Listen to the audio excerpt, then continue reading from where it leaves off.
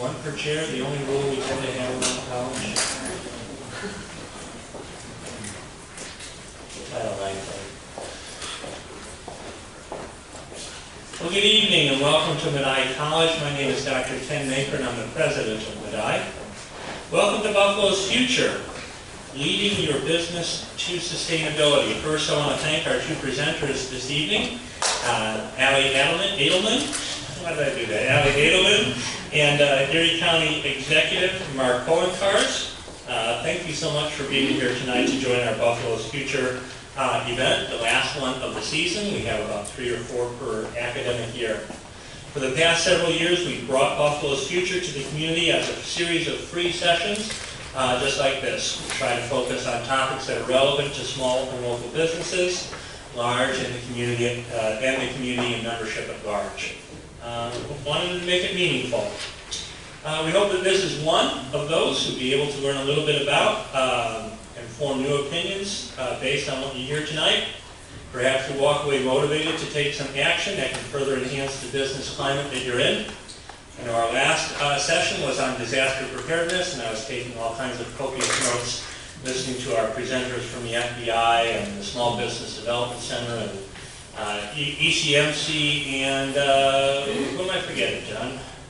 ECMC, the Grid, the National Grid. So we've had conversations on immigration, education, healthcare, construction, homeland security, just a few of the topics we've talked about. Tonight we're here to discuss something very important to all of us, sustainability. Like many of you, I come to this presentation as a student, looking forward to learning all kinds of stuff. I want to hear more about this important topic and how we can ensure that our footprint on this planet will help safeguard a robust future for the next generation. The mission of Medaille College includes a commitment to our students' success through academic achievement, career success, and civic engagement. And we hope that one of the things that our students, faculty, alumni, and friends will do because of us will be to contribute to a healthy, diverse democracy. It is our responsibility to ensure, in that respect, that we have enough water, materials, and natural resources needed to thrive.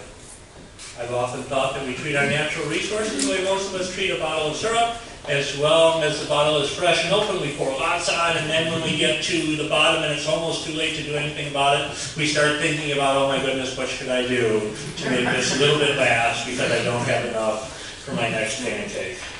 So, but it's more important than that, obviously. So let me introduce our speakers. First, County Executive Mark Poloncarz will talk about the importance of creating a sustainable and resilient community in relation to business interests. We'll also hear about Sustainable Business Roundtable. He is the Erie County's 8th executive and took office beginning in 2012. Mark has worked to change the future, the culture of county government, and return to its core mission to provide the programs and services that residents and taxpayers demand as effectively and efficiently as possible. Before being elected county executive, Mark served as Erie County Controller for 6 years. He also practiced corporate and business law in Buffalo. Hails from Lackawanna, where he grew up with his parents and 2 brothers.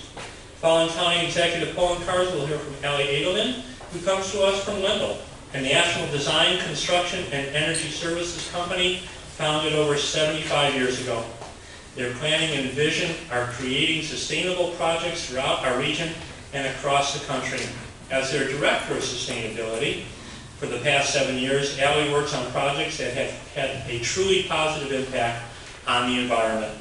Let me share a few statistics. Wendel has saved its clients over $160 million. It has reduced CO2 by over 421,000 tons, taken 55,000 homes off the grid, and reduced 1.1 million barrels of oil. Alia's leadership is a leadership in energy and environmental design, lead accredited professional specializing in business design and construction, and is a certified sustainable development professional. She also serves as Vice President on the Board of Directors of the Western New York Business Sustainable Roundtable. Just as a reminder, we will have a Q&A at the end of the session that our Vice President for College Relations, John Crawford, will moderate. So please be sure to write your questions on the index cards that were given, and folks from the college will pick them up along the course of the night. And so with that, let me bring up our county executive, who will then be followed by Alan. Thank you again for being here.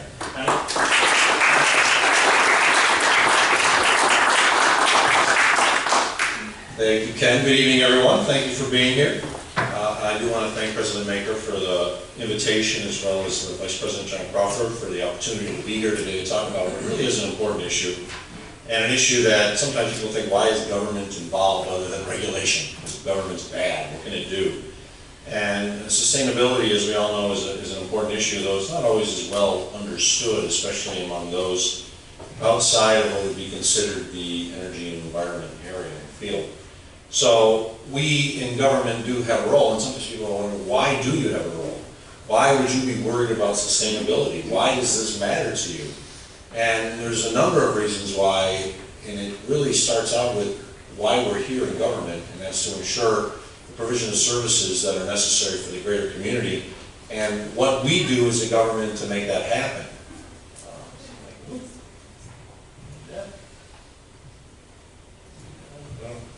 It's going to take long for me to screw up. There we go. So let's try this. There we go.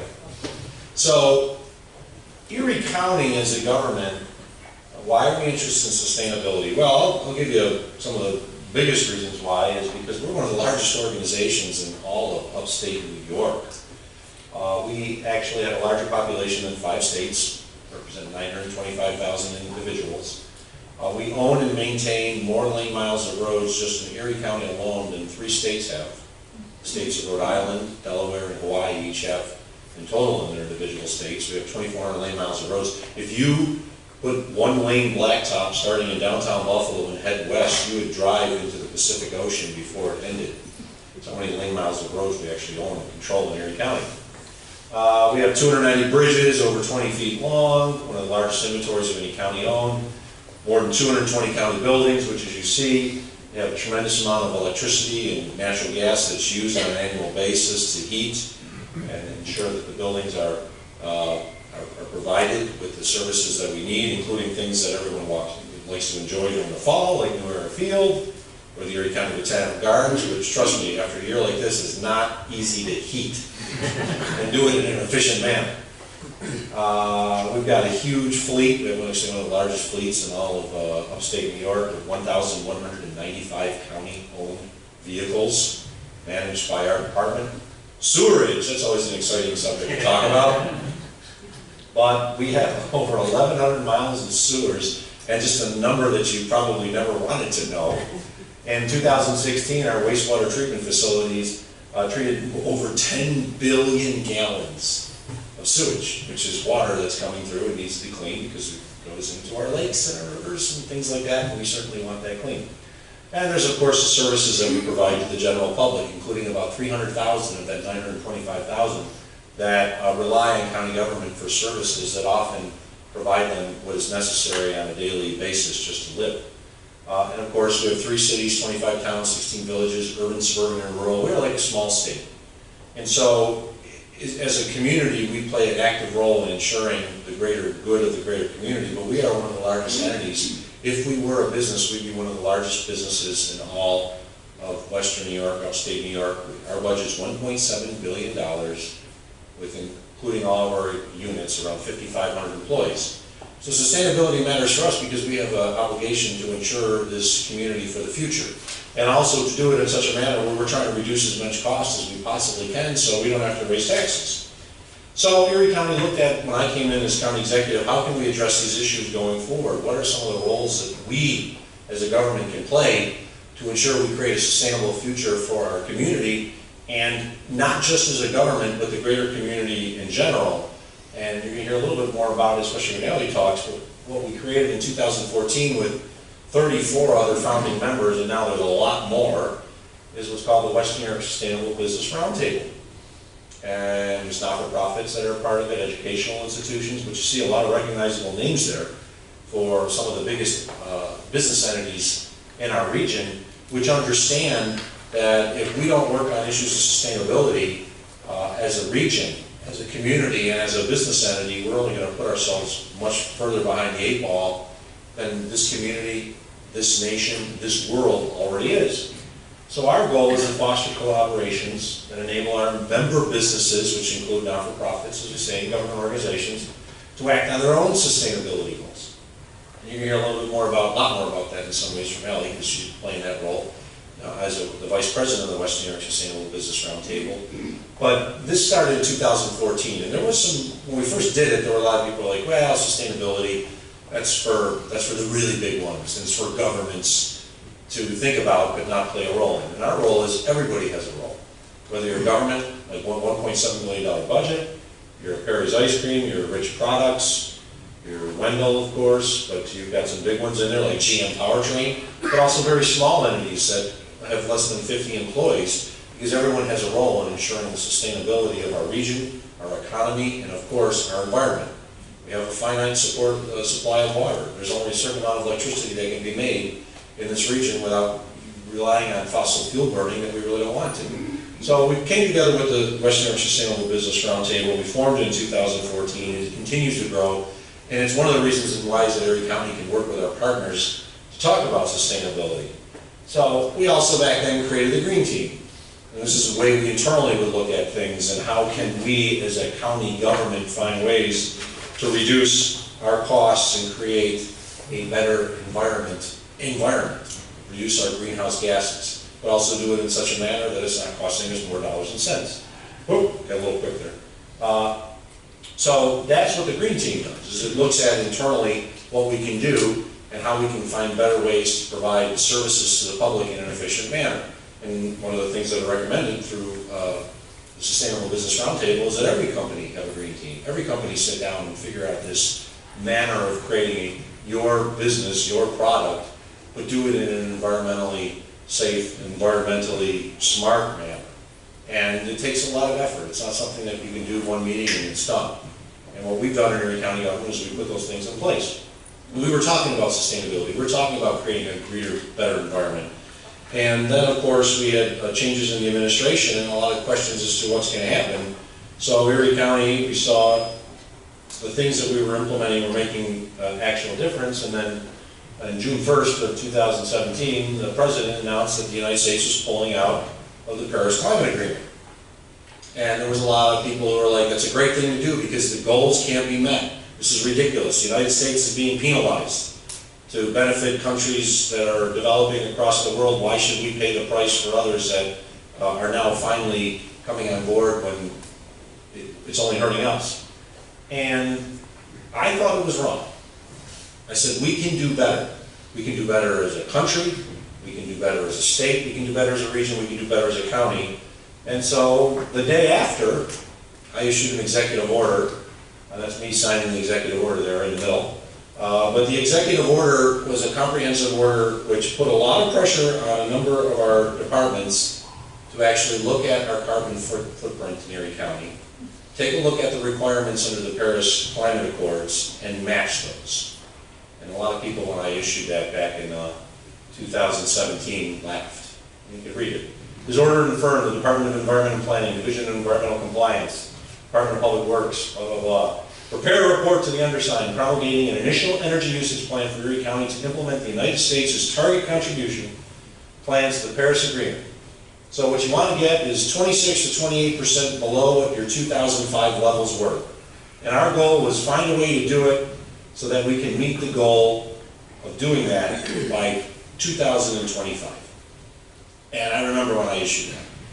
A lot of people in the sustainability community were like, that's good, hopefully you can do it. And I also got a lot of pushback from people who were saying, this is political junk, it's never going to be done, can't be done, why are you doing this? And Poloncarz is just trying to do something to fight the president.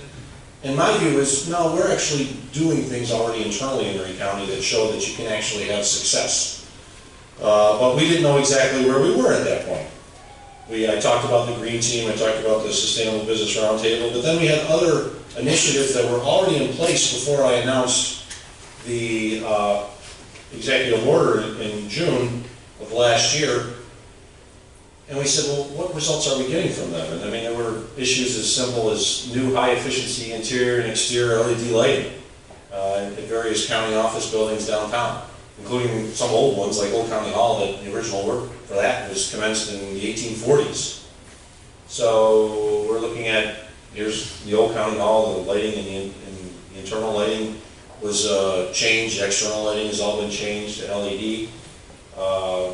Exterior, okay, lighting's great, that's an example, and you have some payback, you got to have initial cost, but you certainly let payback because of the reduced amount of electricity usage, and the bulbs last longer than your other ones. But sort of some of the other things that we do. And every single one of these could be done by business. Every single one of these could be done by a college. It could be done by a not-for-profit. Erie County Office Building, RAT Building, was basically built in 1970. And it still had all of the original equipment from 1970.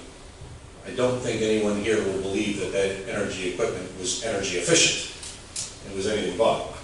But so in 2017, we already have planned to put in new high energy efficient boilers at the county office building, which also shares and provides energy for others. And of course, last year we opened up, or actually officially this year, we opened up the new Science, Technology, Engineering, Math building at ECC North, which was built at LEED Silver standards. Which, if you are an entity that really cares about sustainability, you're going to want to build your new buildings at the higher level LEED standards. It's not LEED Gold, but it is LEED Silver, and it is probably, next to other than some buildings that are new buildings at the University of Buffalo, the only ones that are on higher education campuses in our region that actually meet these high energy efficiency standards. So these are a number of the things that Erie County already had in the works, already had in the plans when I announced last year. 2017, we looked and said, well, we need to get out of purchasing vehicles that unfortunately use a lot of gas, well, I must escape. Oh, it disappeared. I got a great picture of some wonderful hybrid electric vehicles that they're so good they move quickly. They just move right. But we bought hybrid electric vehicles and we started using them instead of, because we thought about it, and it's like one of the biggest questions that people have with electric vehicles is there's a limit on how far they can go before you got to recharge. But if all the vehicles are being used internally in Erie County, driving between different office buildings, 5 miles at a time, you don't have to worry about driving so far that you got to charge up. And we have charging stations basically plugged in the wall in our basement of the RAT building, so we ended up doing that. We also constructed a solar array. Now, most people are not going to construct solar arrays, but businesses can put solar arrays in the top of the roofs of their buildings. We actually have a 2 megawatt facility that's just about completed at the Erie County Correctional Facility in Alden. So we got a lot going on in Alden, some stuff that we don't necessarily highlight, and things like this that we do. And it's just an example of some of the things that we've been able to do in Erie County to try to reduce our carbon footprint. So there we are. I issued my report in June of 17. I called on the Departments of Environment and Planning and Public Works to come up with a report by the end of 2017. Well, they actually failed. They issued it on January 25th of 2018. And I remember talking, and one of the commissioners here, he was very worried because we're not going to get it done by the end of the year. I said, that's okay. When are we going to get it done? Like, we're going to get it done in January. Okay, great. We'll issue it in January. It's okay if we didn't get it done by December 31st. So, there you go. But we issued our report, which I have a copy up here. You have a sheet which tells you how you get a hard copy, but truthfully I'd much rather to save using paper that you just downloaded from the computer at the link that you have there. But if you want a hard copy, we can give you a hard copy. So we issued this report in January of this year, and we brought in our partners from the Sustainable Business Roundtable. We brought in partners from academia, because a lot of people are like, well, what's the report going to say? How long is it going to take before you meet the standards? Can you do it? Can it actually be done? And what we found is that our 2014 greenhouse gas emissions, which is the last base year, full year that we had, compared to the 2005 year that is the standard that you want to be at for the Paris Climate Agreement, we already had a 26% reduction in our greenhouse gases in what was really a 9-year period. And it shocked people. They're like, that can't be true. And the answer is, yeah, it can be true because we took initiatives and have done a lot of things in county government which have reduced our carbon footprint. And you see there's tremendous reductions in in many areas there, including electricity, which is something that we really didn't take action on. It was basically because the market has changed. We used to rely on much more electricity that was created by coal-fired plants, by fossil fuels, and we don't anymore. And as a result of that, we're immediately dropping a tremendous amount of our greenhouse gas consumption. So, and we've had other reductions in areas as well, and that's great, we're happy about that. And it shows that for anybody who goes out there and says, you can't meet the standard, it's ridiculous, it's just a political thing, it can be done. Erie County did it in basically 9 years, and it sort of happened by happenstance because of actions that we took internally, but also because of the change in the market, the change in the way power is delivered. So anybody who comes out there and says you can't be done, it's a waste of time, why would you do it? We've proven that you can. And the nice thing is a lot of the things that we did can be translated over to the private sector, can be translated over to the not-for-profit sector, including finding out where your electricity is being produced. And finding a way to, it probably is switched over anyway if you're buying electricity in this region, but finding electricity that is definitely much more or less carbon intensive. Erie County is big, remember I talked about that. We're greater than 5 states. We're actually the same size geographic as the state of Rhode Island. But when we talk about Erie County as a community in general, we basically make up 0.5% of the community's total greenhouse gas emissions. So we met the standard, and we were happy about that. We also, as part of the analysis in the report, took a look at the community's greenhouse gases in total, and how did the community do? Did the community do well? And what we found is not as well, but a reduction, 12% reduction. So here we are in now 2018, and we'll have new baseline numbers, and we're going to be redoing these to take a look and see. But we're seeing that there are reductions on the county level where we've actually been able to meet the standard. As our community, we're not there yet.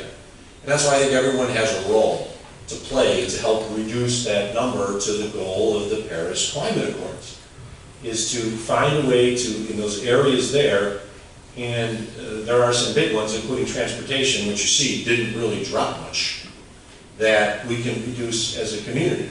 You don't see in Erie County's numbers transportation, because what we're looking at is our use by emissions by source. But transportation's in there with regards to fleet diesel, fleet gasoline. We had a reduction in gasoline, had a slight reduction in natural gas too. But you don't see those necessarily the type of reduction at a community-wide level. But that's where a tremendous amount of the opportunity exists for all to find a way to reduce our greenhouse gas consumption. And then we're very happy the Buffalo News did an editorial. If you're in public office, you know you get good editorials, you get bad editorials.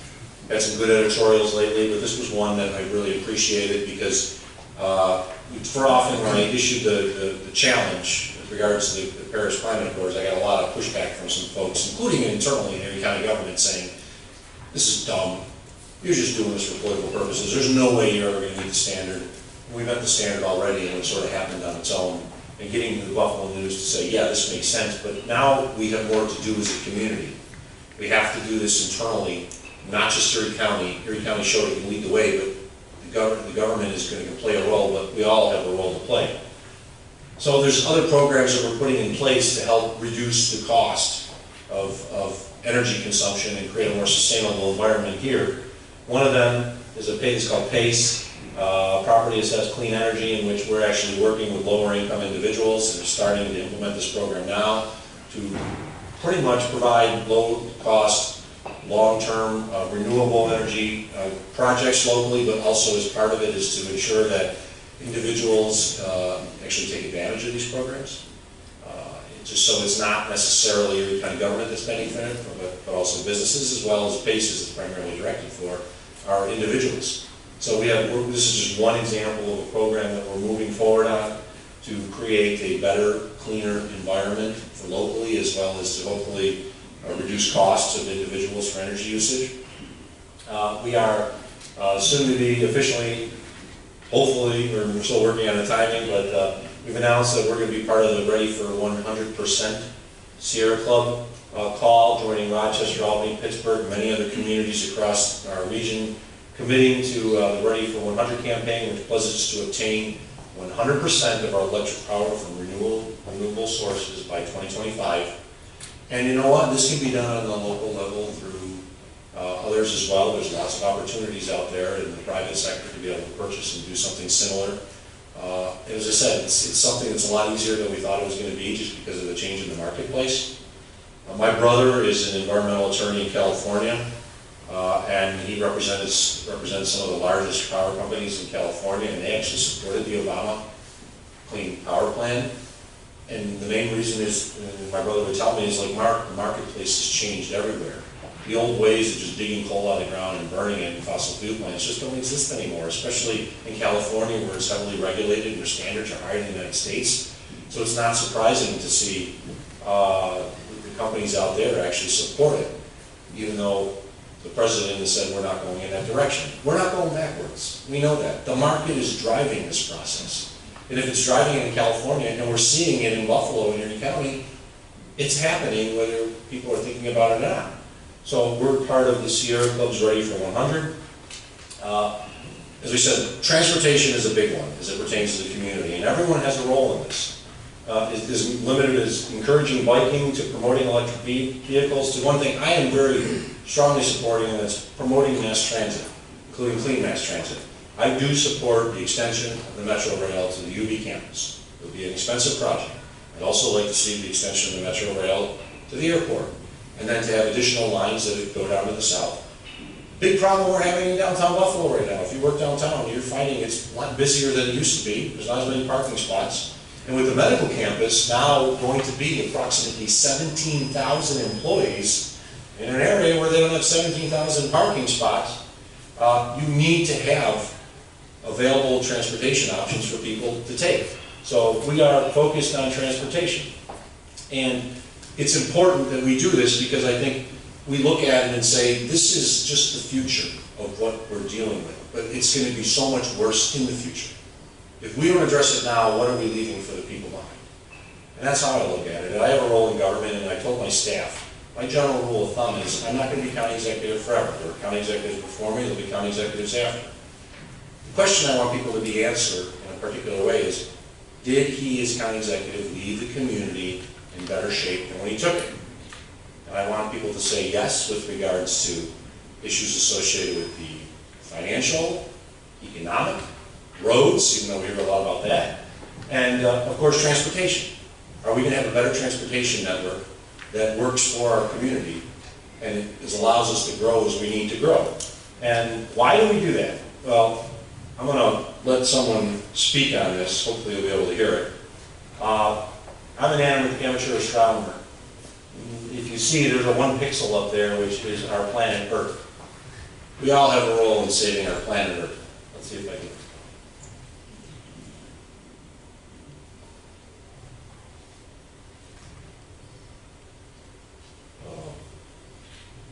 Any volume? No, I don't have volume. Right now you have Carl Sagan talking. And if you know anything, We got.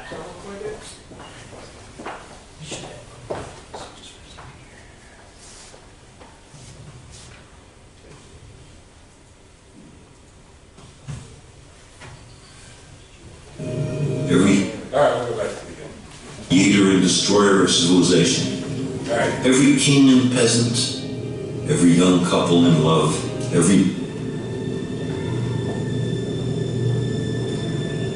that's here, that's home, that's us. On it, everyone you love, everyone you know, everyone you ever heard of, every human being who ever was, lived out their lives. The aggregate of our joy and suffering, thousands of confident religions, ideologies, and economic doctrines, every hunter and forager, every hero and coward, every creator and destroyer of civilization, every king and peasant, every young couple in love, every mother and father, hopeful child, inventor and explorer, every teacher of morals, every corrupt politician, every superstar, every supreme leader, every saint and sinner in the history of our species, live there, on a mote of dust, suspended in a sunbeam.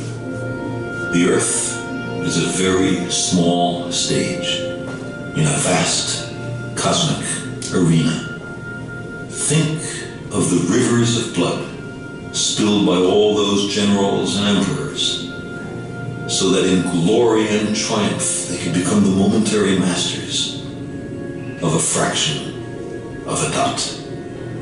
Think of the endless cruelties visited by the inhabitants of one corner of this pixel on the scarcely distinguishable inhabitants of some other corner. How frequent their misunderstandings, how eager they are to kill one another, how fervent their hatreds. Our posturings, our imagined self-importance, the delusion that we have some privileged position in the universe are challenged by this point of pale light. Our planet is a lonely speck in the great enveloping cosmic dark.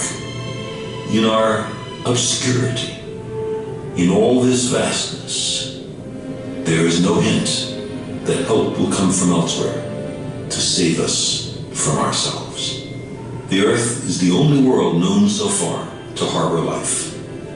There is nowhere else, at least in the near future, to which our species could migrate. Visit? Yes. Settle? Not yet. Like it or not, for the moment, the Earth is where we make our stand. It has been said that astronomy is a humbling and character-building experience. There is perhaps no better demonstration of the folly of human conceits than this distant image. To me, it underscores our responsibility to deal more kindly with one another and to preserve and cherish the pale blue dot, the only home we've ever known.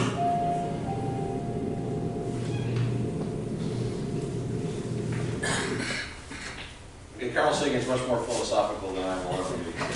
But I think it puts out a point. If this was really clear, you'd see one pixel, that's the Earth. One pixel. We think about how grand we are and all the things that we do. We have a role to play, whether it's Erie County, greater community, country, world, because we only have one Earth. We have only one little pixel that we're on. We're not going to Mars anytime soon. And if we play a role and show that we can succeed here, on issues of sustainability, it's going to make a difference everywhere. And that's why I think it's important for the business and not-for-profit community to play a role as well, because everyone has a role. If we can succeed in Erie County and show that it can be done elsewhere. And if we do it, it's a story that will be told and told and told continually through our country to the point we get to where, yes, people are not doubting that it can be done. We're creating a better, more sustainable, greener environment for our entire Earth. So that's what we're doing in Erie County. We're trying to do our little slice of the pale blue dot. We're actually showing that it can be done. And I know working together, we can continue to do it as a community so we can actually show as a greater community we've succeeded where others can't. Thanks, everyone.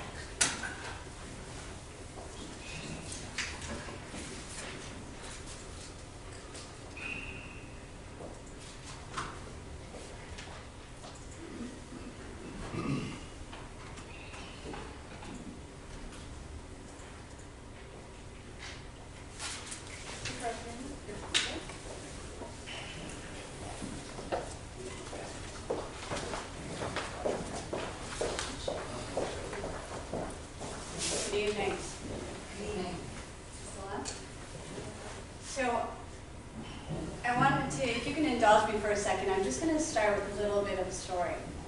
About 15 years ago, I had the opportunity to assist on research down in Brazil. When I was down there, I had a guy by the name of Biho. And Biho was great. And he would take us down the waterways, and we would go off the boats on the shore, and Biho always had a machete. Because down there with the brush in the jungle, you needed some type of guide to be able to go through and help you out. And one of the afternoons, once we've gone down the waterways, we got out, Miho was doing his thing, and we came across an opening, a clearing. And it pretty much stopped me in my tracks. There was no more jungle, there was no more brush, it was just an open area where there was more like sand, like dirt, nothing there. It was absolutely dead. Come to find out, this was an area that because of ranching and different things that had happened there, everything was depleted. Whether or not 100 years from now, down the road, it'll come back, I don't know. But as it stands right now, nothing will grow there. And this was in the middle of one of the richest species areas that we have. So with that, fast forward, when I came back, and I had been in the environmental field for a long time, and I moved over into the private sector. So my scientist friends, when I said I was going to the private sector, it gave me the kind of the tilted head, like she is not invited to dinner parties anymore, right? But it's in the private sector that I learned those impacts and some of the things that we're doing make absolutely the greatest impact. So what I want to do tonight is kind of just take us through. Mark did a great job of showing where Erie County is and talking about partnerships, but I think it's important to look at where is the industry as a whole, what are we striving for, and then kind of move it back into what we're doing here, and as he mentioned, the Roundtable, and then also at my company that I work for, Wendel. Because we're not perfect in what we're doing, but I think we have some good strategies and models that it's important to share. So with the question, way far ahead.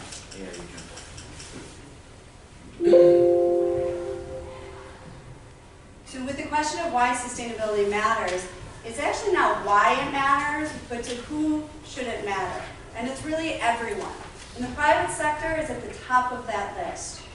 And when we take a look at globally, we have the UN Sustainable Development Goals, and this is a very savvy and sophisticated audience, and I'm sure that some of you are familiar with this, but these are 17 goals that were set forth to really take a look at the world's problems and what we can do. And the UN representatives, and they came out talking about this ambitious goal, and 17 goals for the plan, said, you know what? It's very clear. We cannot hit this target without the private sector. We cannot do it without businesses involved. So bringing it in closer into the US. So this is from the 2017 rankings. Now there's US rankings, there's global rankings, you have third parties, you have the Dow Jones Sustainable Index, you have the Corporate Knights 100. There's a lot of different reporting and ratings out there that take a look at businesses. And they look at their ESGs, which is their environmental, social, and governance performance. And they basically take a look at about 8 different, this one did about 8 different environmental performance indicators, along with leadership, along with some of the financial impacts of the company, and they rate them. You might be surprised to see who's up there. This is the US Top 10 from 2017. If we take a look at globally, or we take a look at the Dow Jones Index, you also have, I think number 1 internationally was L'Oreal. You have Honda, you have Cisco, you have Siemens, you have Patagonia, you have these companies who are out there doing this. They're billion-dollar companies. So what are the drivers? For the CEOs, for the C-suites of these companies, they are not being altruistic. These are not companies that are out there saying, we are going to change the world. When it comes down to it, they are there to make a profit. Now their services and their products may make our lives more livable, better in technology, but the bottom line is they need to make a profit. And there's quite a bit of analysis that's out there in surveys that shows that while about 70% of leaders at these companies understand that there's an issue, only about 10% actually have a plan in place to address anything. That's a pretty big gap. And there's an expectation now from stakeholders that there's a little bit more that they're going to do. So before anyone would throw anything at me for that first statement, to be clear, the science matters to me. But if you are in business, it doesn't matter if you believe climate change is because of human impacts, if it's a natural phenomenon, if it doesn't exist. What you're looking at is your risk mitigation, what you are trying to accomplish, and a strategic plan that allows you to do that.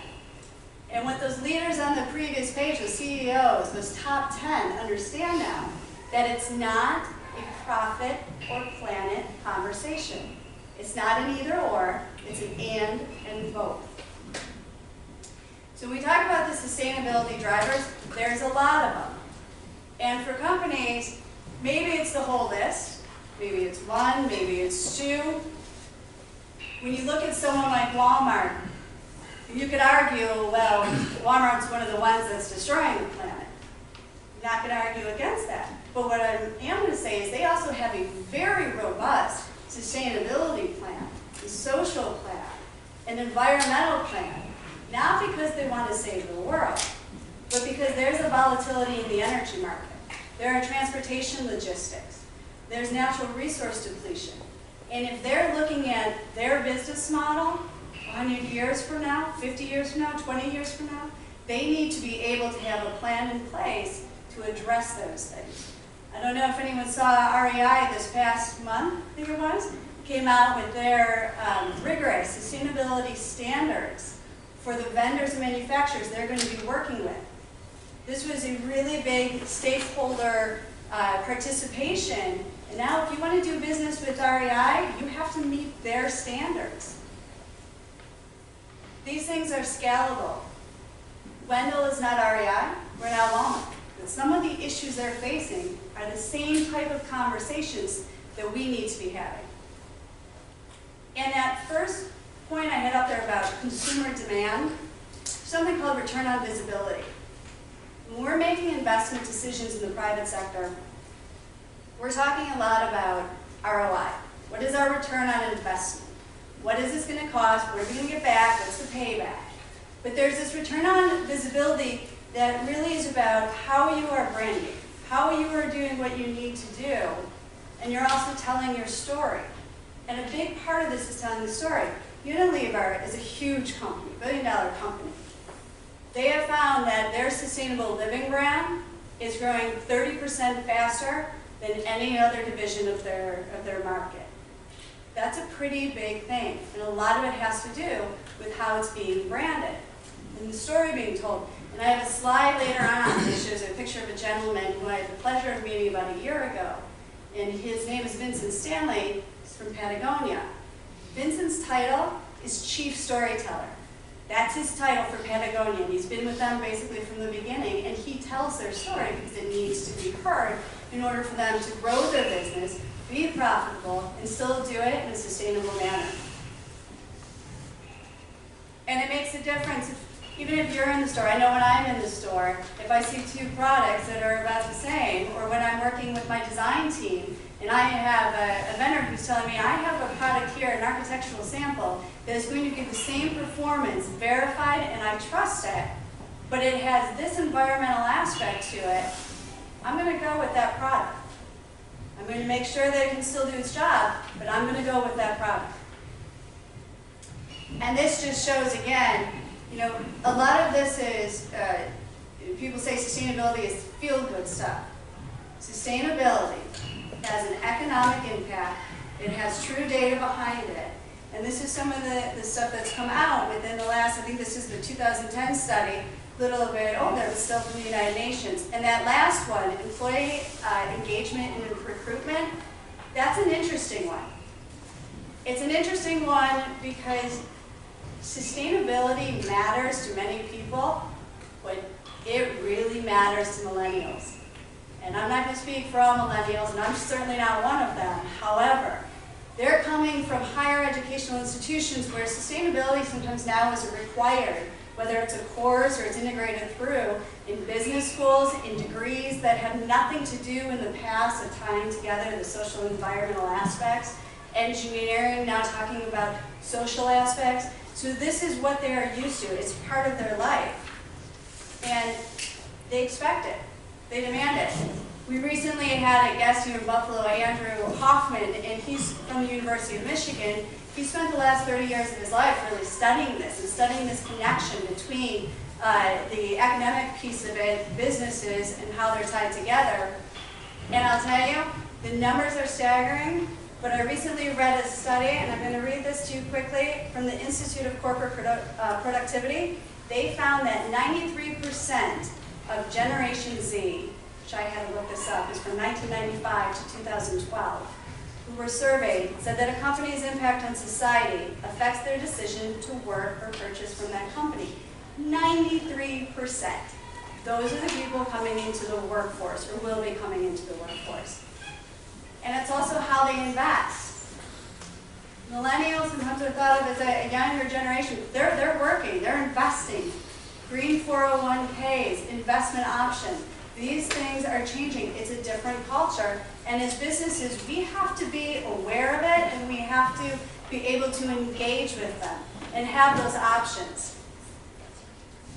So that planet versus profit. That moving away from the either and the or, and making it about the both. How do we get there?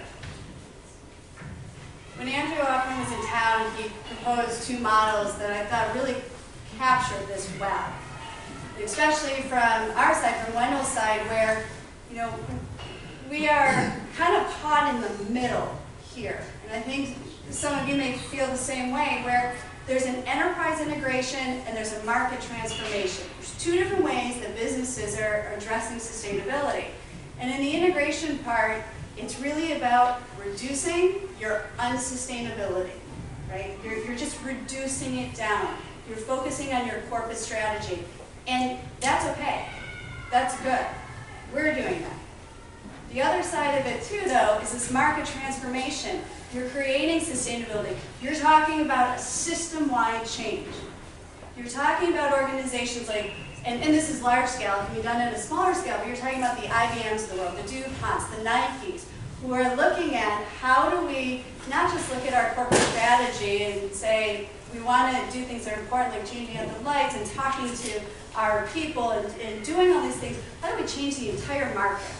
How do we make a new model? How do we look at new ways to provide services, new types of products? That's market transformation. Many of us are not there. We're still on this other side, and that's okay. But there are two different ways of looking at it. So to kind of bring this back closer home and what we're doing here, as Mark had mentioned, the Western New York Sustainable Business Roundtable, I'm very proud to be a member of this organization from early on. And the 75 members that we have now, it's continuing to grow. And with this organization, what we do is companies come in and they make a commitment to be a part of the roundtable. And with that commitment, they are saying, we're making a pledge. We're going to optimize our energy and materials. We want to reduce our waste. We want to invest in our communities. Basically, you're taking all of the things that we know are important to do, and we're going to pledge to do that. But we're going to do it in a way that we know we can still be profitable.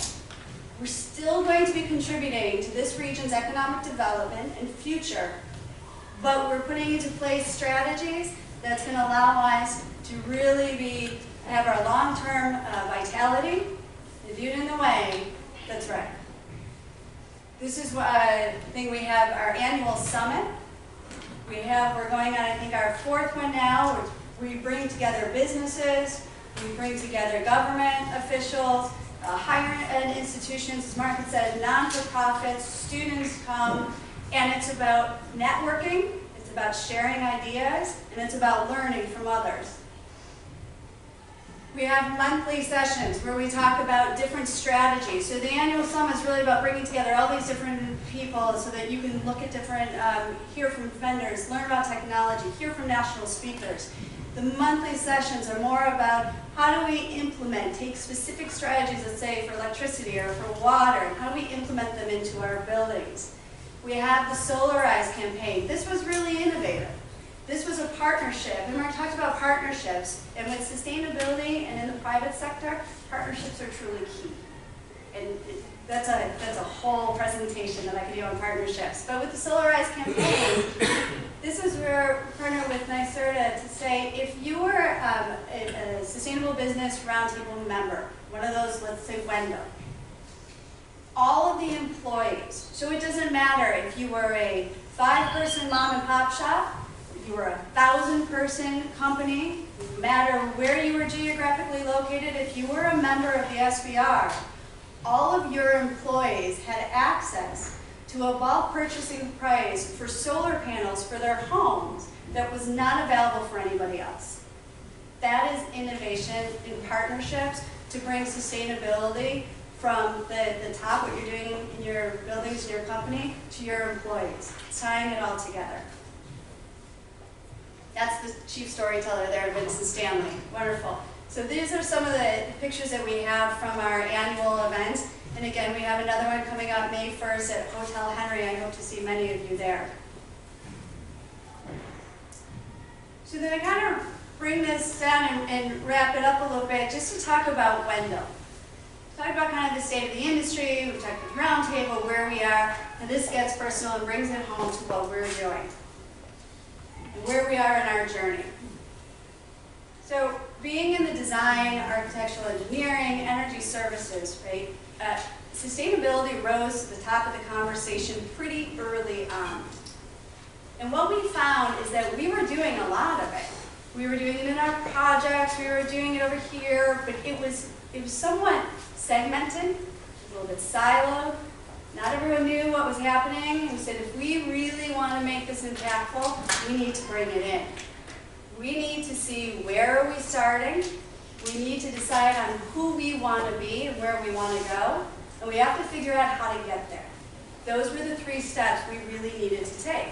And we started off with the materiality assessment that basically brought together our stakeholders and said, okay, what's important to Wendel?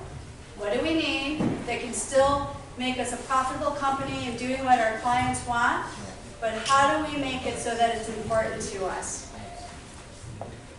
From that, we developed the Stewards in the Environment Leadership Team and our Sustainability Charter. And we revisit this often. These are actually metrics that we put in place that we go back and we take a look at. It's for internal operations, but it's also for our projects and clients. And if you're a client, you may not know that we're even doing this behind the scenes to make sure that your project is, we're looking at these things. So from the stewards, we opened it up and we also decided that internally we weren't communicating, we weren't doing that storytelling. We needed to do the storytelling to our clients, we needed to do the storytelling to each other. We have offices from Phoenix to Long Island, and everybody is dealing with something a little bit different and needs to address sustainability in a different way. And we report out on these metrics because I cannot stress, especially as a private entity, transparency is key. We've all read about companies who greenwash, who don't do what they say they're doing, and we are very committed to taking our metrics and reporting them out. We report them to the Roundtable, and we report them through the American Public Transportation Association because we've signed on to their climate and sustainability commitment as well. And so for our client drivers, some of the things that drove us to do this from the external, we'll say, stakeholder piece of it. Perception. It was very fair for a client to look at us and say, wait, if you don't care about what you're doing in your sustainability and your operations, why are you trying to sell it to me? That's a very fair question. And we were able to answer and say, this is what we're doing. Qualifications. Quite honestly, we see a lot of requests for proposals come in where they actually ask, who do you have on staff that's doing this? Who's accredited? What do you do as a company? And if you can't answer those questions, you don't even get to bid on that project. That's a total shift in a culture. We also wanted to take a look at competitive advantage. That first slide that went a little bit quickly, we decided as one of our metrics, all new projects were going to be modeled. We were going to take what our designers know as best practice, let's say for daylighting, and we're going to test our assumptions using modeling very early on, and then be to tweak our designs because of that. That's not something that a client pays for. That's because we felt as important as our metrics to make sure we were doing these things. And when we took a look at our internal drivers, no matter what, it has to make economic sense. It has to make economic sense. Again, we're not altruistic. We're a for-profit business. So some of the things that we did, they do make sense. And we're constantly going back and forth and looking at how we can make that work. The employee retention I talked about. We established alternative transportation incentives. And it's different per office, depending upon where they're located, so that it really promotes what we need to. We have monthly educational sessions internally to train our employees. We made the investment, we're at our 4th year now. We purchased renewable energy credits for the total energy usage that we have within the office, because we're a tenant, and so we have some restrictions on what we can do with alternative energy. Our headquarters, when we redesigned them, we made sure that they were designed and certified for LEED. Our community, we have a group of individuals, 280 plus, that are dedicated to giving back to the community and making communities more livable. We take all of our architectural samples and we work with school districts across the region to provide them that for art projects, for different things that they can do. We do shoreline restorations, not just in Buffalo, we just have one down in DC as well. We try to promote these across all of our offices. It's hard to see, but that picture in the middle there looks like someone's holding a window frame. This is when we had a project locally where the building was going to be demolished and then a new building was going to go up. And we said, wait, at the very beginning, instead of recycling is great at the construction stuff that we can do, but there's got to be a better way. We have to take more of this from the landfill, do something with it. So we did a partnership. We partnered with Habitat for Humanity. And what we organized was, this was for a client and it was a no cost for them. We organized volunteers from Wendel to go out with Habitat for Humanity, deconstruct the building, take and salvage everything that they possibly could for another good use. And now when it came to the rest of the demo, there was a lot less going to the landfill. That's a great way of doing a partnership. And so with all that being said, it's not all rosy, right? There are challenges. And there are ones that will always be challenging. Sustainability is personal. What it means to me is different than it means to you. What's most important to me in sustainability may not be the most important to you, and you need to start where everyone is. No finger pointing. Telling the story and celebrating the successes. In sustainability, there's a lot of, we need to, we must, we should stop, you need to stop. Instead of, let's take the little things and let's celebrate it. And then let's move on to the next thing we need to do. Champions, competing priorities, every business faces this. County faces this. It's something that will always be there. You need champions to try to move things along. And then with our next chapter, we have those millennials. We have the people that have been with us for 40 years that are just starting their journey. It's always going to be about greater engagement, greater education, the advances in technologies. We invest in our folks really knowing about what's happening in the industry, making sure that we have the best knowledge of what's going on and how we can introduce that to our projects and internally for our operations, education, and then just continuing to tell the story. So thank you for letting me share our story with Wendel, and be happy to take questions, please.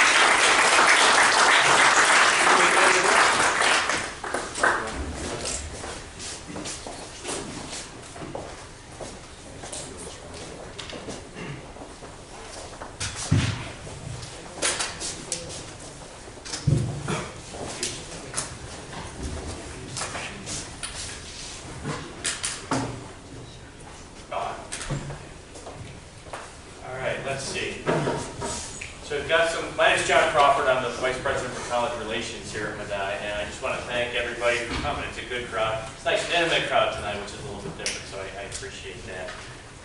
We do have some questions from the audience. Let's just go through them. This is a good one.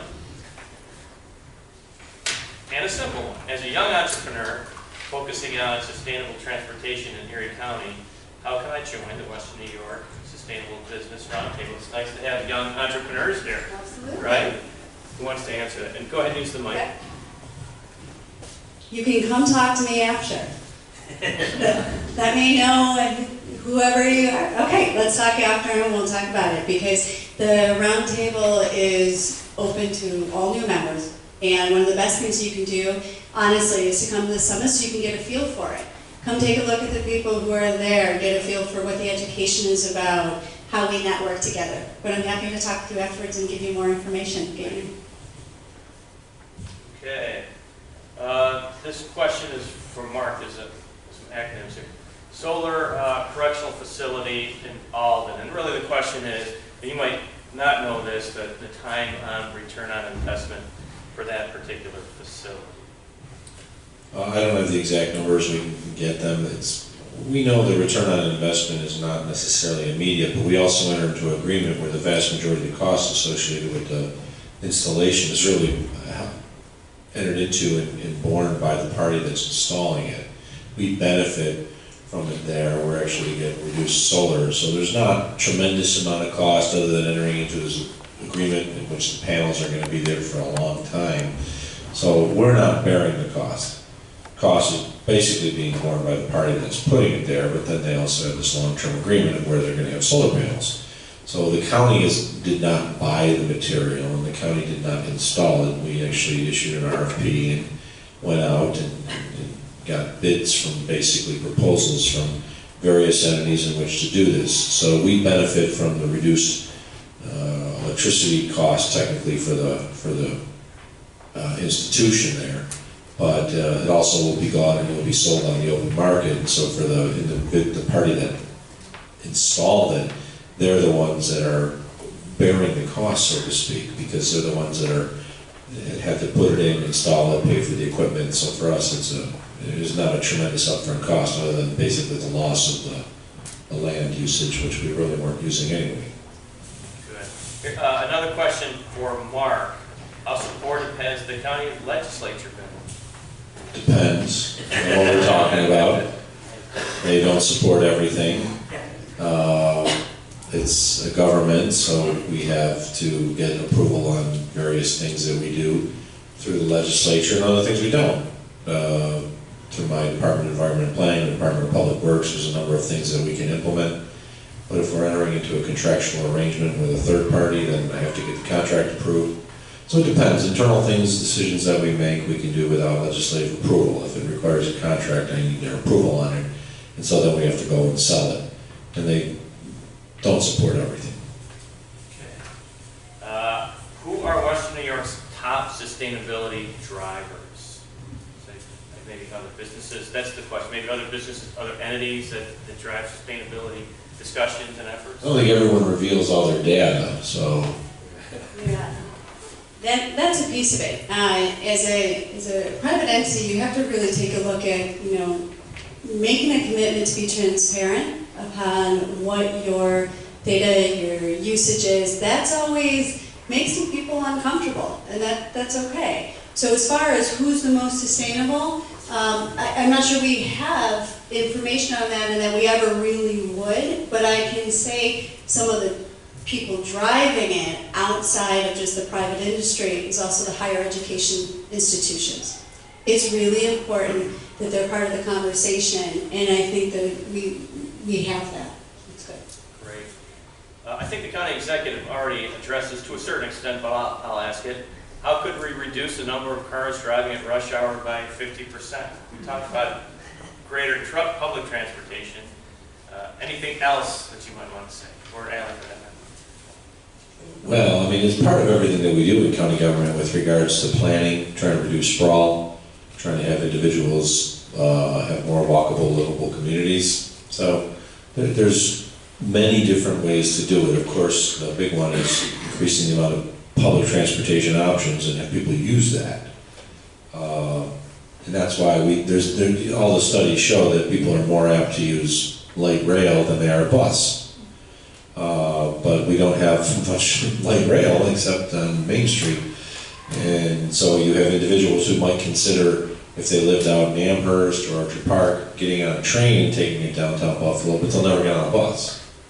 And the bus can be a higher efficiency bus, electrified or natural gas instead of the traditional diesel. So you have to look at all various options, and what we do in our Department of Environment and Planning, as well as what we do at the Industrial Development Agency, is we talk about smart growth. We try to create more livable, walkable communities, and each of those plays a role. I think the biggest thing that's going to reduce the number of cars is just providing opportunities for people to take public transportation that's quick and that they feel is safe. And if they feel they have to get on a bus, but it's going to take them an hour and 20 minutes for something that normally is a 25-minute drive, they're not going to do it. If they can get on a train and it's a 25-minute train ride as compared to a 25-minute bus ride, or I mean car, there's a good chance they'll actually take that option if given to them. And that's what we're focused on as we come out in the future, but there's no one answer to it. And I don't know if we're going to get to 50% reduction anytime soon. It would be nice, but this is America and people like their big vehicles.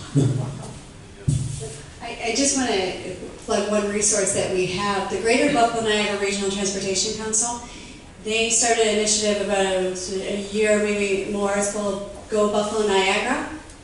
If you go to their website, and I try to promote this to as many other business partners as we have, it is a great resource that they really invested in to show all the ways that there's alternative transportation, carpooling, a whole litany of things that can be brought to businesses to help people make that plunge into other options.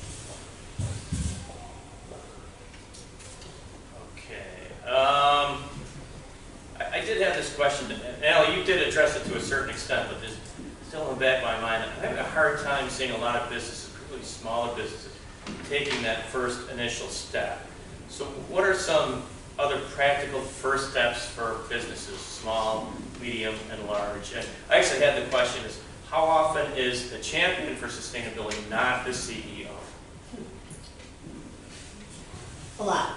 So there's the top-down, bottom-up approaches, right? And where it's most successful is where you have both.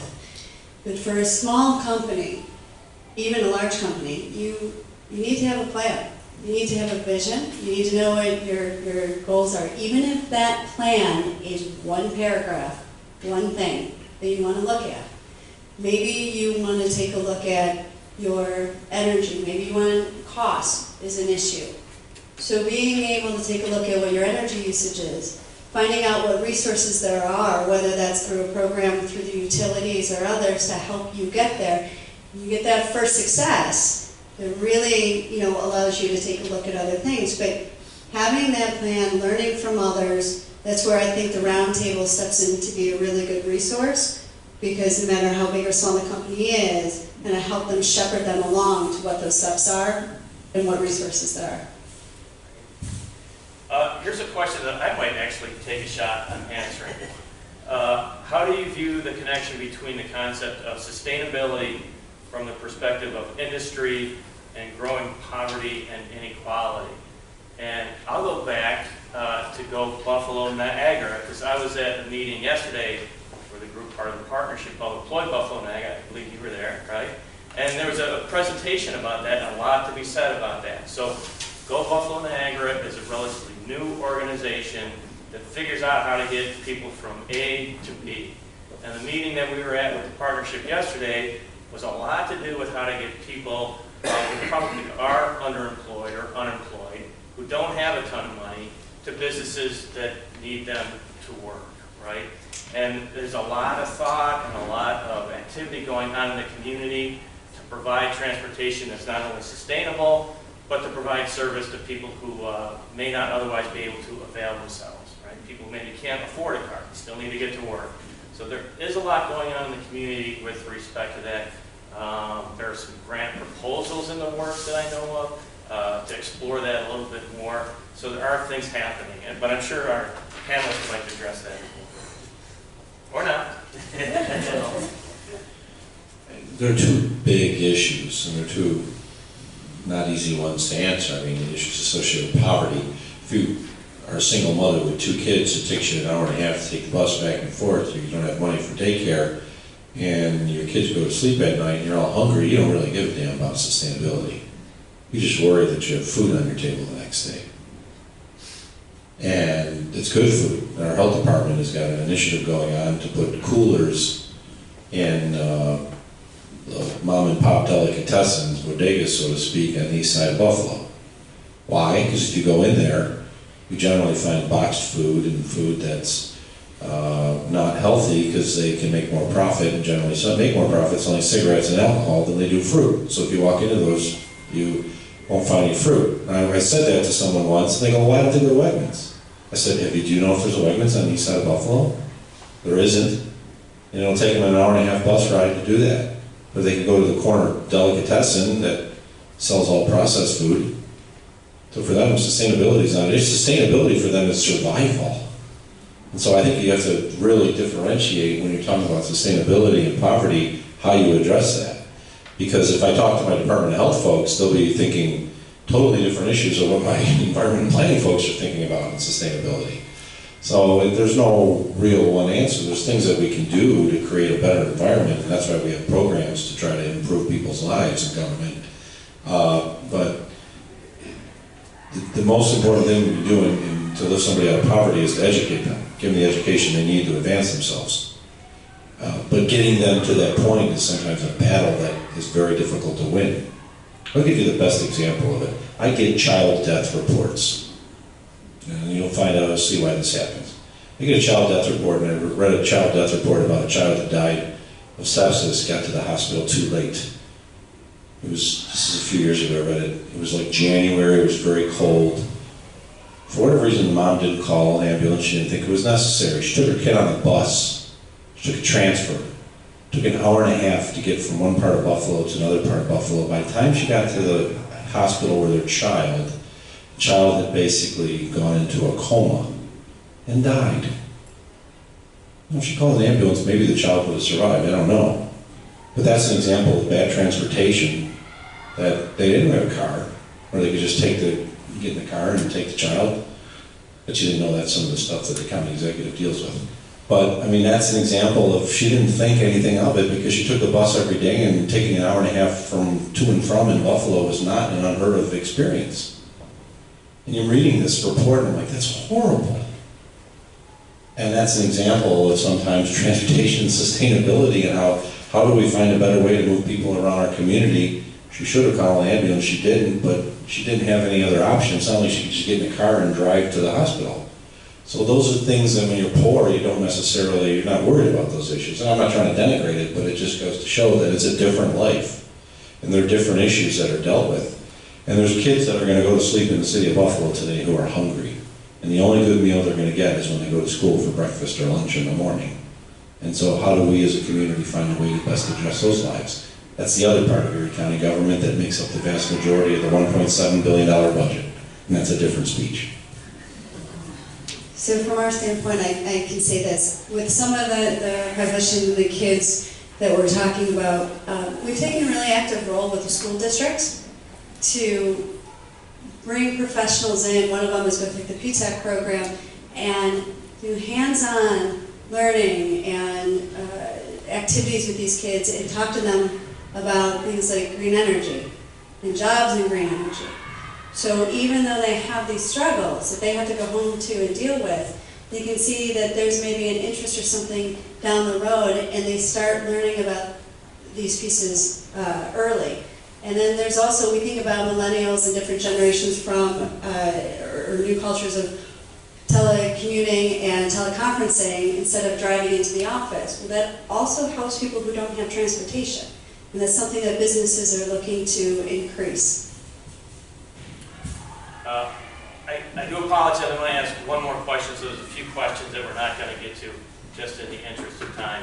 But the other question I had in the final one was one about families. I've got one of those Generation Zs, right? And I actually had a daughter last holiday season, went on a trip to New York City. She somehow, in a safe manner, got herself stuck in Ellicottville. And I got the call to come down and get her. And my Generation Z son, who was sitting next to me, said, "You're not going down there, that's too much gas, she can walk." So, not every family has a Generation Z. So how do we educate? We talked about government and business, and we talked a little bit about the community. But but it seems to me the next step is family. So how do we go about educating families on the importance of and their role in a more sustainable world? Model the behavior, right? Bring home what you're doing and you're learning and we're doing with our businesses, and bring that home. Continually learn and show them. And I'll tell you, the kids, my daughter comes home and, I mean, she'll throw something at me that makes me scratch my head and think in my head, man, wish I had come up with that, right? But I think keeping them actively engaged and being a model for them. I'm less worried about the new generation, the Generation Z and the young ones. They're the ones that are teaching the parents. Just look at what's going on with regards to the school shooting issues and how 17 and 8-year-olds are now, or 18-year-olds are leading on it. And as you noted, it's this generation that is demanding it. So I would say maybe the young ones you've got to teach and recycling and stuff like that, and why it matters in the grand scheme of things. But for the ones that may eventually become teenagers and 20-year-olds, I think they're the ones that are teaching their parents and others. And so I'm less worried about them. And I think in the long run, every one of us can learn from them. And again, I apologize if we didn't get to your questions. One last thing, Ellie, you want to put another advertisement out for your event coming up? Yeah, for the May 1st, Hotel Henry. It's an amazing location if you haven't been there. It's our annual summit. If you go to the Western New York Sustainable Business Roundtable website, or you can talk to me after, the information's up there. We have a really impressive line of speakers for the day. We have local industry experts, we have national experts coming in, and then we have an awards ceremony where we're going to be recognizing businesses within the region who have been really working towards their sustainability. Good. So the video will be on the website. We're going to send some tweets out and other things on social media that you'll have access to this. Do feel free to forward those links to your friends, your colleagues, so that everybody has an opportunity to take advantage of the presentation tonight. We'll be discussing probably over the course of the summer what we want to do with this series next year. Feel free to contact me again, John Crawford, VP for College Relations. You can get my email and phone number on the website, and we'd be more than happy to consider your suggestions for next year as well. Thanks for coming.